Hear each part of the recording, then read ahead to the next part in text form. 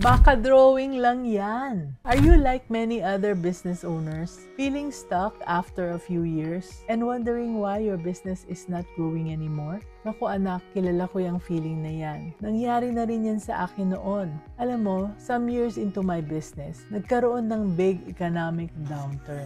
Dumating ang point na naisip ko, kaya ko pa ba to? Baka it's time to pivot na lang sa ibang business. Hindi naman kasi madali to stay confident when your business faces challenges. Lalo na kapag nakikita mong lumalaki na ang mga kalaban mo sa industry, di ba? But you know what? I told myself, this is a tough situation but I'm not going to give up. Kaya ko to.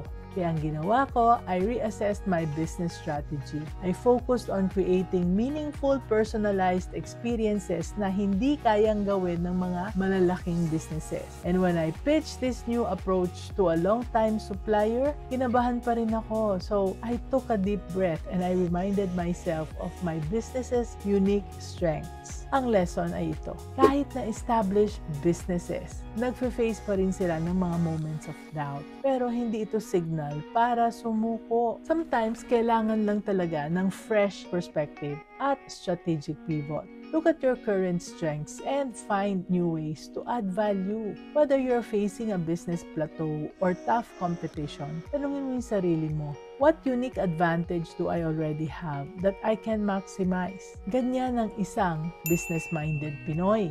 And if you want to avoid common business mistakes, meron tayong course na Business Basics for Business Owners.